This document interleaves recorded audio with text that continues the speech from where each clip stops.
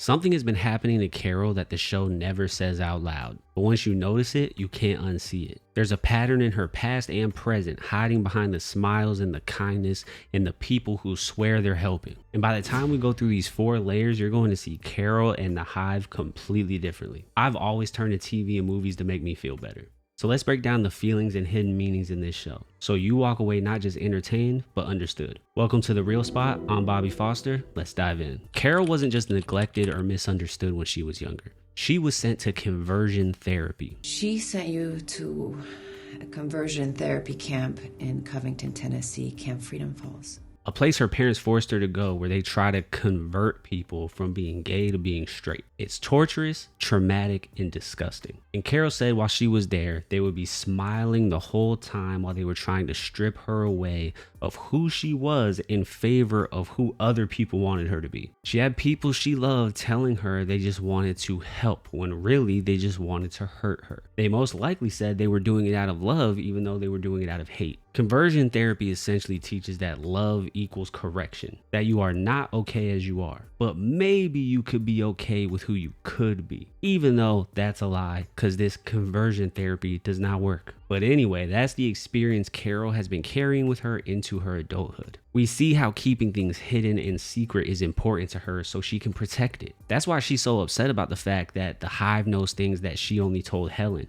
Like, yes, at its basic level, it's an invasion of privacy. But even more than that, Carol has learned that what she truly cares about and what's authentic to her, she can't share those things. So the fact that the Hive knows about it without her permission is just traumatizing. She's just been raised to believe that if something is important to her, that she has to hide it. Otherwise, other people can use that to manipulate her and hurt her. And now look at what the Hive does. Once you compare the Hive's behavior to Carol's past, this pattern starts to emerge. The Hive always smiles at her. The logo for the show is even a smile, which now that we know the context of this, it hits even harder. They're constantly telling her that they want to help her. They promise a sense of belonging. They tell her they love her even though their main mission is to change her. And when someone wants to change you in order to love you, that ain't love. Because they tell her they love her when in reality her existence goes against their literal biologic imperative. They offer acceptance but not to her as an individual. Only if she joins their side will they truly accept her.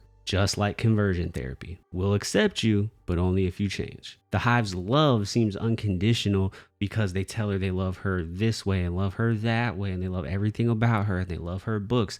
But then you realize they're only loving her for the time being until they find a way to convert her. But this parallel is not accidental. We can see how traumatized she is by this in situations like in the first episode. Rest assured, Carol, we will figure out what makes you different. Figure it out. Why? So we can fix it. So you can join us.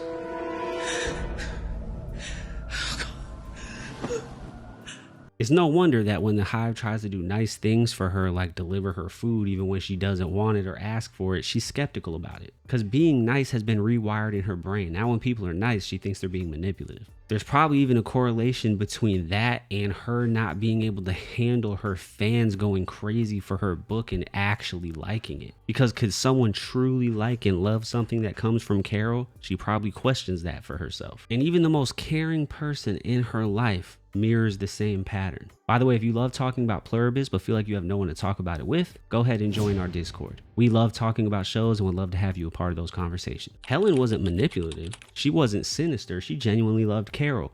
But even Helen participates in this similar emotional pattern. She tells Carol that her book is good even though she hasn't even finished reading it because she just wants Carol to feel better and she wants Carol to be someone who is okay. It's gentle. It's empathetic, even compassionate, because Helen wanted her to release the book because she knew it meant so much to her.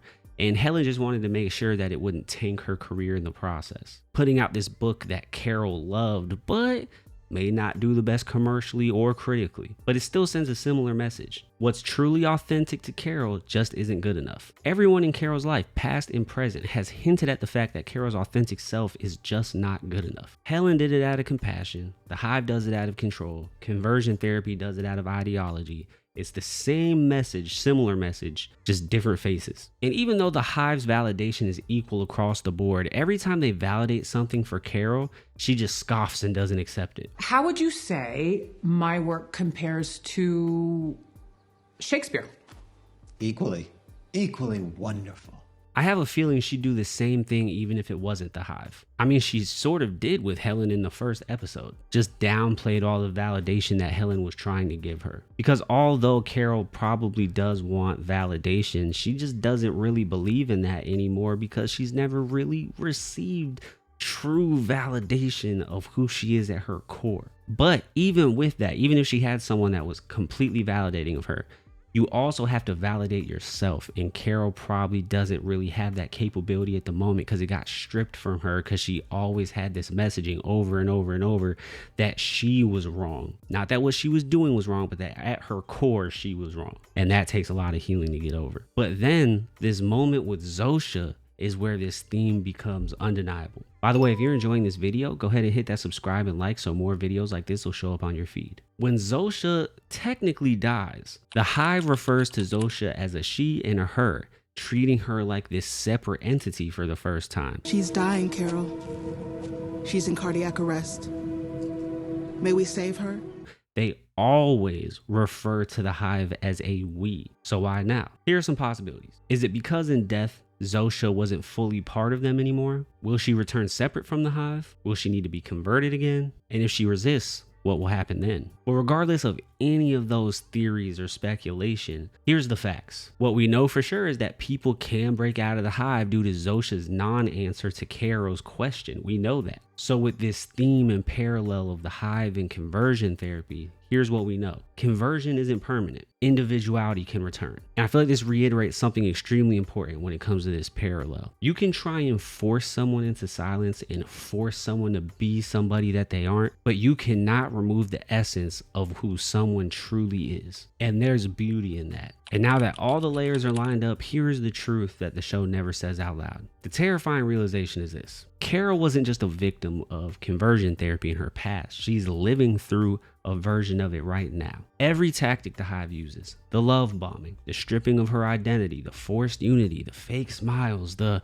we know what's best for you, the trying to turn her into someone she isn't. It's the exact same methodology used on her as a teenager. The horror is not that Carol is being transformed. The horror is that she's been here before and she's living through it again. And no matter how many people try to fix Carol, the truth is Carol does not need to be changed. She needs to be seen. She needs to be accepted. She needs to be loved and told that there's absolutely nothing to fix. That at her core, she is okay. And most importantly, she has to learn how to believe that for herself. And that's the pattern here. That's the reveal. And that's why this story is hitting so hard. If you noticed other moments where Carol was pushed away from being her true self, drop it in the comments. I want to know what stood out to you. I'm Bobby Foster. Take care of yourself and keep letting media make your life a little lighter.